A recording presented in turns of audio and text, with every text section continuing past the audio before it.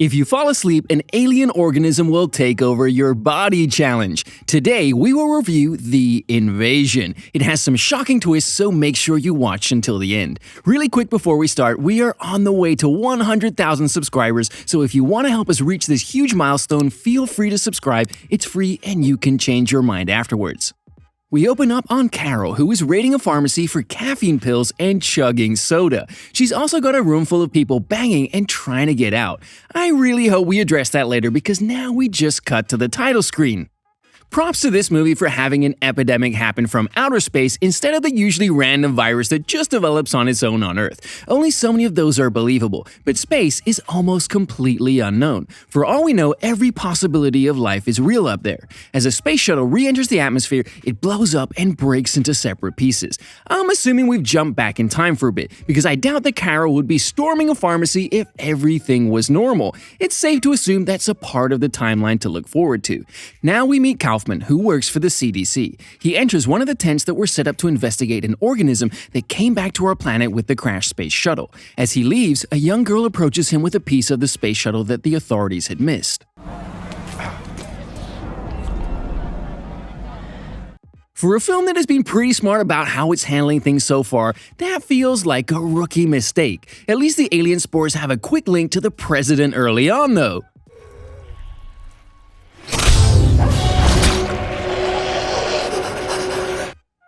They did a great job with the makeup here, but now I'm just curious as to how the spores actually affect humans. It's been maybe a couple hours and he's already crusting over. Now we cut back over to Carol, who was woken up by her screaming son Oliver. It turns out that Kaufman is actually Carol's ex-husband, and there's a custody arrangement that even infected Kaufman doesn't like. After Carol drops Oliver off at school, she hops in the car with her boyfriend Ben, who is played by none other than our James Bond Daniel Craig. That's a win already. Funnily enough, Daniel Craig actually got the phone call about being named the new James Bond while he was filming this film in Baltimore. He had to leave temporarily to do a press release for the Bond series. Once Carol gets to work, we find out that she's actually a psychiatrist, and her first appointment is actually a patient who is experiencing the invasion firsthand. Her husband is clearly not himself, but no one knows what is happening. It's awesome how this invasion isn't necessarily a violent overthrow, at least not at first. They're just silently infiltrating mankind from inside. That definitely makes it a little more unsettling. He's been acting up. Maybe you should take him to another house. Why would you open the door then? Logic dictates that you should just keep the door shut and talk through the glass. But kudos to the kids for backing up as soon as that dog popped up. They know candy isn't worth it. Watch it, boy! Watch it! Oh, boy! Oh, get him off! Ollie, back! Back off! How? I mean, the door is left wide open. As the dog attacks one of Oliver's friends, the child grabs hold of the dog's snout and begins to squeeze, but the owner finally gets the dog off. After they get home, the kids start to separate candy until Oliver gets a weird slime on his hand. Ew, I can't blame Oliver. I'd probably scream like that if that was all of a sudden slapping its moist self to my candy too. The next morning, Carol brings the slime to Ben at the hospital. Oh yeah, Ben is a doctor of some sorts. As Ben and his friend Steven analyze the slime, Steven mentions that samples like this have recently started popping up all over the country.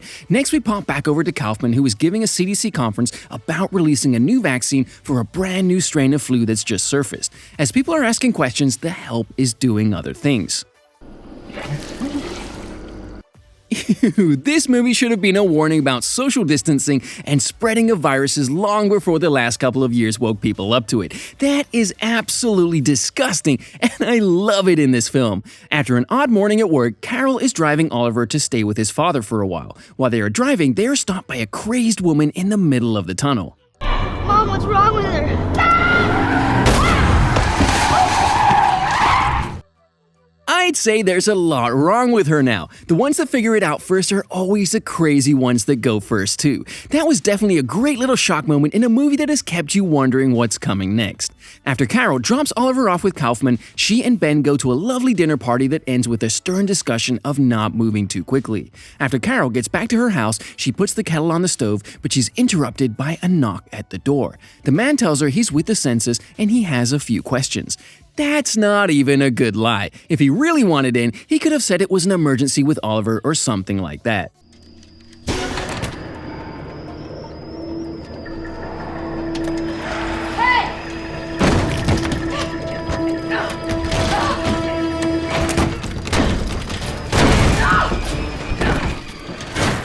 What? I think that's what makes this legitimately creepy here. His lack of human empathy or emotion, plus the fact he just doesn't care. Yeah, she's right there, so what? I'm just gonna let myself in. After she locks the man out, she calls Ben, who comes to stay with her. The next morning on her way to work, Carol constantly passes groups of people who are staring at her emotionlessly.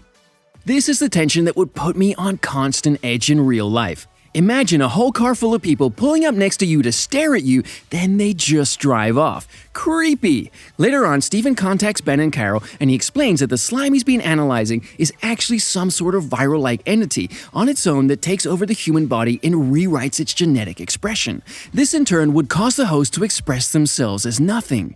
It still seems like a peaceful takeover. It seems like they're just trying to unify everyone and stop the violence and war. Isn't that a win after all? Suddenly, Ben gets a call from his dinner party friends, and the three of them rush over to their house to see what's wrong.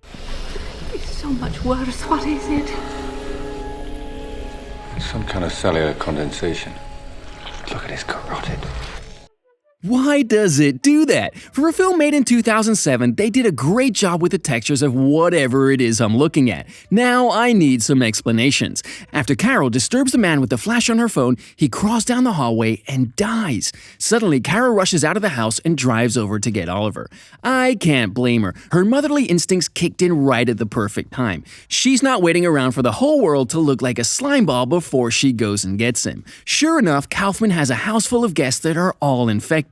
And when she tries to leave, they block her every exit. Plus, why is this kid never in the house? We've only seen him in this house one time. When you wake up, you'll feel exactly the same. Oh my God. Nope, it's time to dive out that window behind you. If another character vomits this bile one more time, I'm gonna throw up myself. As Carol escapes the nightmare of a town, she finds herself in the subway. Once on the subway, her car ends up being full of other people that aren't infected yet, and they mention to her that they can fool them by not showing emotions. Well, I could definitely fit right in then. If that's all I've gotta do, then consider me a blank slate. While they may have told Carol how to feel them, they couldn't hold it together themselves, and they end up getting cornered and infected while Carol escapes into the subway maintenance. Here, she finds a gun and ends up shooting one of the infected. This really doesn't seem like a hard world to live in. No war, no fighting, no heartbreak. What's the downside? Oh yeah, police state and no freedom of expression. I guess it's a tough choice. What would you choose? Carol finds her way back to Ben and the others, and Steven explains that they can't fall asleep. They have no way of knowing whether they're infected, but the change occurs during REM sleep. I'm pretty sure that Carol is infected. Just in case anyone forgot, Carol got vomited on. She's definitely got it. The group ends up leaving and they split up into two groups. Steven and the house help go to a fort that is working on a cure, while Ben and Carol head to her office to look up medical records on a patient of hers that they believe could be immune. They quickly realize that Oliver might also have the same immunity and they decide to go get him. Ben. I have it. Finally! They've only been around each other for hours. It's a good thing they're a couple that doesn't really kiss much. Otherwise, he'd be infected all the same. Carol, get out! Get out! We've got to get out of the car now! Get out! I'll find you! No! Find Oliver! That's what they all say, but you've got to give Ben's character credit for the gumption that he shows throughout. He never questioned anything, and whenever something new popped up, he adapted and continued to survive. As Carol gets on a train to Baltimore to get Oliver, she starts to doze off, but she quickly pulls herself back awake. When she goes to leave the bathroom, one of Oliver's friends is waiting outside the door and calls her bluff. After she convinces him to let her stay in the bathroom so long as she sleeps, the boy checks on her once they reach Baltimore.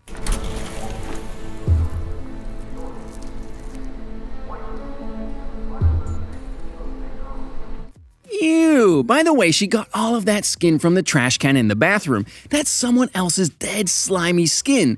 It's definitely quick thinking on Carol's part, and it in turn gets her an easy way into the house Kaufman is holding Oliver. It's a pickle, isn't it? What did you say?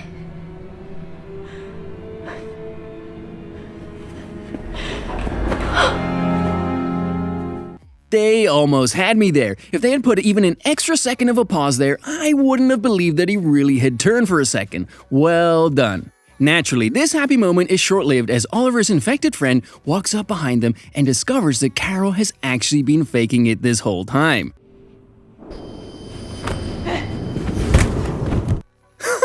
Carol just grabbed this little boy and chucked him into a bedpost without any remorse. The boy didn't even say anything or hint that he was gonna do anything bad. Maybe he was just gonna ask her what was going on. For all we know, Carol could have easily talked her way out of that situation, but no, let's just get rid of this kid. She gets points for not hesitating. Once they reach the ground floor, Kaufman spots them and they give chase. I have to give the little boy credit too. He's outrunning at least 5 grown adults. This boy could be an Olympic runner when he grows up. The two of them hide in a factory, but Kaufman isn't far behind. He locks them all in and tries to coerce them out of hiding by trying to hit a nerve. When that fails, Carol tries to quietly unwrap the chains on the door, but Kaufman is right there to grab her. Okay, Oliver should have been the main character this whole time. The alien parasite wouldn't have made it anywhere if we had just given this kid a pipe in the beginning. While Kaufman is preoccupied with Oliver, Carol hits him in the head with a hammer and they run across the street to the pharmacy. Once Carol finds something that will help keep her awake, she explains to Oliver that he might need to give her a shot in her heart. She wants this little boy to give her an adrenaline shot. Well, if anyone in this whole cast could do it without being scared, it's definitely Oliver. As they wait for Ben to get to them, Carol goes into the door we saw at the beginning of the film, and now we know that it's full of people transforming into the infected. At least this film gives us ample explanation for everything. It's nice not to be left hanging. Finally, Carol falls asleep. Once Oliver wakes up from his slumber, he searches for Carol and finds her in a very deep sleep. So what does Oliver do without hesitation?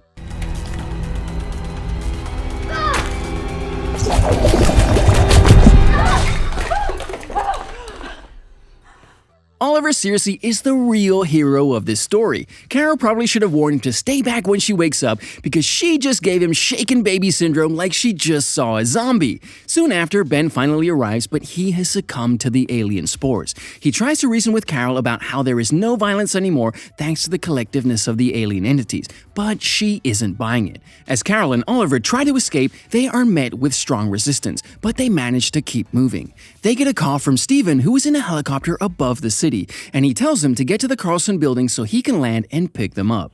If he is infected too, I'll have lost all hope for Carol and Oliver. For some reason, when they mentioned that Steven is in a helicopter, I automatically assumed that that meant he was clean, like the infected can't pilot a helicopter. Maybe I wouldn't make it through this after all.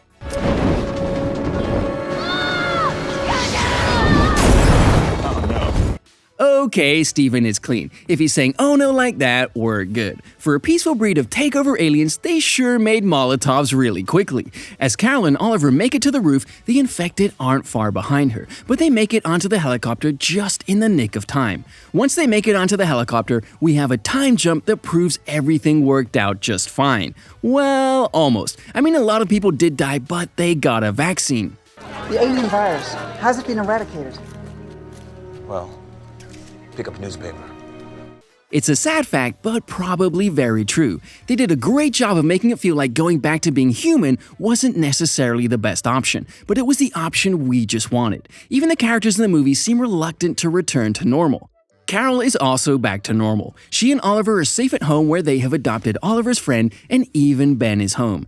Thanks to the virus, no one that was infected has any memory of what happened while they were infected, so it's just another good day for them. And with that, we cut to the credits. This was an absolutely fantastic film that I had never heard about until I watched it just now. With everything going on, it's the perfect film to watch and see if you think life would be better as a unified alien nation. Thank you so much for watching the video, and I hope you enjoyed it. Don't forget to like and subscribe for more videos if you like this one. Drop a comment down below of what movie you would like me to watch next, and I'll see you in the next video.